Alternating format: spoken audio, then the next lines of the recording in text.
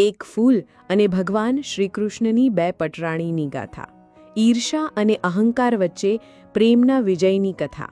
પારિજાતના ફૂલની એ કહાણી જે આપણને શીખવે છે કે સાચો પ્રેમ ક્યારે કોઈના અહંકારનો ભોગ બનતો નથી, પરંતુ બુદ્ધિપૂર્વક તેનો ઉકેલ લાવે છે. પૌરાણિક કથા અનુસાર દેવો અને દાનવો દ્વારા થયેલા સમુદ્ર મંથનમાંથી 14 અમૂલ્ય રત્ન પ્રાપ્ત થયા, જેમાં એક અદ્ભુત પારિજાતનું વૃક્ષ પણ હતું.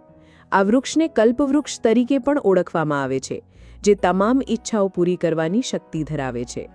સમુદ્ર મંથન બાદ આ વૃક્ષ દેવરાજ ઇન્દ્રના હિસ્સે આવ્યું અને તે ઇન્દ્રલોકના નંદનવનની શોભા વધારવા લાગ્યું, જ્યાં તેની સુગંધ આખા સ્વર્ગને મહેકાવતી હતી. એક દિવસ નારદ મુનિ સ્વર્ગલોકમાં આવ્યા. ઇન્દ્રની રાણી શચીએ તેમને પારિજાતનું એક સુગંધિત પુષ્પ ભેટ આપ્યું. આ પુષ્પ લઈને નારદ મુનિ પૃથ્વી પર ભગવાન શ્રીકૃષ્ણના દર્શન કરવા દ્વારકા પહોંચ્યા. શ્રીકૃષ્ણે જ્યારે આ દિવ્ય પુષ્પ જોયું ત્યારે તેઓ તેનાથી ખૂબ જ પ્રભાવિત થયા. નારદ મુનિએ તે પુષ્પ શ્રીકૃષ્ણને અર્પણ કર્યું. ભગવાન શ્રીકૃષ્ણએ આ સુંદર પુષ્પ તેમની પટરાણી રૂકમિણીજીને પ્રેમપૂર્વક આપ્યું.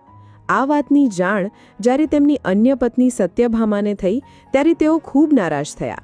સત્યભામાને લાગ્યું કે શ્રીકૃષ્ણ રૂકમિણીજીને તેમના કરતાં વધુ પ્રેમ કરે છે. સત્યભામાનો અહંકાર અને પ્રેમ બંને ઘવાયા. શ્રીકૃષ્ણે સત્યભામાની નારાજગી જોઈને તેમને સમજાવવાનો પ્રયાસ કર્યો અને આખા પારિજાતના વૃક્ષને જ પૃથ્વી પર લાવવાનું વચન આપ્યું. આ વચન પાળવા માટે શ્રીકૃષ્ણ નારદ મુનિ સાથે સ્વર્ગલોક ગયા અને ઇન્દ્ર પાસે પારિજાતના વૃક્ષની માંગણી કરી. પરંતુ ઇન્દ્રએ તે વૃક્ષ આપવાનો ઇનકાર કર્યો, કારણ કે તે સ્વર્ગની શોભા હતું. આના કારણે શ્રીકૃષ્ણ અને ઇન્દ્ર વચ્ચે વિવાદ થયો અને છેવટે શ્રીકૃષ્ણ બળપૂર્વક આખું વૃક્ષ જ ઉખાડીને પૃથ્વીલોક પર લઈ આવ્યા. ક્રોધિત થયેલા ઇન્દ્રએ શ્રાપ આપ્યો કે પારિજાતનું વૃક્ષ તેના ફળ ક્યારેય ધારણ નહીં કરે અને તેના ફૂલો માત્ર રાત્રે જ ખીલશે અને સૂર્યોદય થતાં જ તેના ફૂલો ખરીને નીચે પડી જશે અને તેને ક્યારેય ડાળી પરથી તોડી શકાશે નહીં.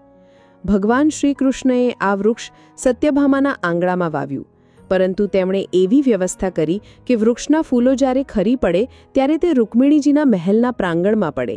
આમ બંને રાણીઓને પારિજાતના ફૂલોનો આનંદ મળ્યો અને ભગવાન શ્રીકૃષ્ણએ પ્રેમ અને અહંકાર વચ્ચે એક અનોખું સંતુલન જાળવી રાખ્યું.